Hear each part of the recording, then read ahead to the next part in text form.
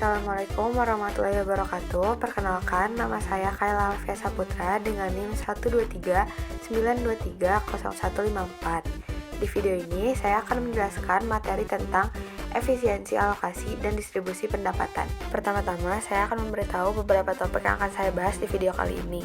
Yang pertama, ada definisi efisiensi alokasi. Yang kedua, definisi distribusi pendapatan. Yang ketiga, pentingnya konsep efisiensi alokasi dan distribusi pendapatan dalam ekonomi. Yang keempat, faktor-faktor yang mempengaruhi efisiensi alokasi. Yang kelima, pengaruh efisiensi alokasi terhadap distribusi pendapatan. Yang keenam, teori dan aplikasi efisiensi alokasi dalam ekonomi Islam. Dan yang terakhir, teori dan aplikasi distribusi pendapatan dalam ekonomi Islam. Langsung saja ke materi yang pertama, yaitu tentang definisi efisiensi alokasi. Efisiensi alokasi adalah kondisi di mana sumber daya yang tersisa dalam suatu sistem ekonomi digunakan secara optimal sehingga tidak ada cara lain untuk meningkatkan kesejahteraan suatu pihak tanpa mengurangi kesejahteraan pihak lain. Dalam kondisi ini, sumber daya didistribusikan sedemikian rupa sehingga output yang dihasilkan adalah maksimal dan memuaskan kebutuhan serta keinginan individu atau perusahaan secara efektif. Efisiensi alokasi ini penting dalam berbagai konteks, seperti ekonomi, manajemen, dan keuangan, karena membantu memastikan bahwa sumber daya yang terbatas dimanfaatkan sebaik mungkin untuk mencapai tujuan yang diinginkan. Yang kedua, yaitu definisi distribusi pendapatan.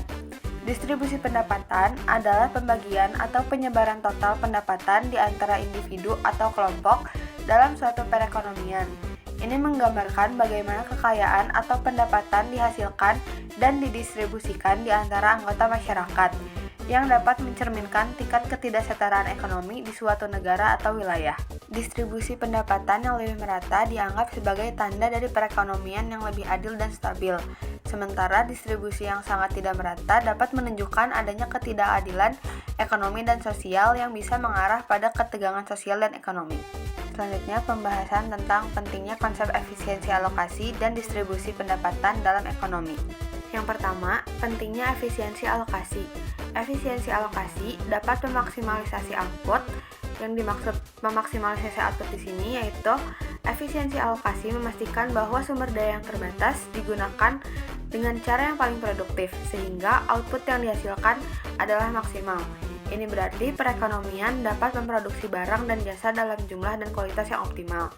Yang kedua, pentingnya distribusi pendapatan, kesetaraan dan keadilan sosial. Kesetaraan dan keadilan sosial di sini dimaksudkan distribusi pendapatan yang adil membantu mengurangi kesenjangan ekonomi dan sosial yang penting untuk menciptakan masyarakat yang lebih adil dan harmonis. Yang ketiga yaitu interaksi antara keduanya. Efisiensi alokasi dan distribusi pendapatan saling terkait. Perekonomian yang efisien cenderung menghasilkan lebih banyak sumber daya yang dapat didistribusikan. Sementara distribusi pendapatan yang adil dapat meningkatkan efisiensi dengan memastikan bahwa semua individu memiliki akses yang memadai untuk berkontribusi secara produktif dalam perekonomian. Selanjutnya, faktor-faktor yang mempengaruhi efisiensi alokasi. Faktor-faktor yang mempengaruhi efisiensi alokasi ini ada 8, yaitu struktur pasar, kebijakan pemerintah, teknologi, ketersediaan informasi, infrastruktur, kebijakan perdagangan, kondisi sosial dan budaya, serta lingkungan dan sumber daya alam. Selanjutnya yaitu pengaruh efisiensi alokasi terhadap distribusi pendapatan. Yang pertama, peningkatan produktivitas dan pendapatan. Yang kedua, pemerataan kesempatan ekonomi. Yang ketiga, pengaruh pada sektor-sektor tertentu. Yang keempat, ada kesenjangan pendapatan. Yang kelima, peran kebijakan pemerintah. Dan yang keenam, inklusi sosial dan ekonomi. Selanjutnya, ada teori dan aplikasi efisiensi alokasi dalam ekonomi Islam. Yang pertama, ada prinsip tauhid atau keesaan kepada Allah. Yang kedua, prinsip adil atau keadilan. Yang ketiga, prinsip khilafah atau kepemimpinan manusia. Yang keempat, prinsip maslahah atau kesejahteraan umum. Yang kelima, prinsip zakat dan sedekah.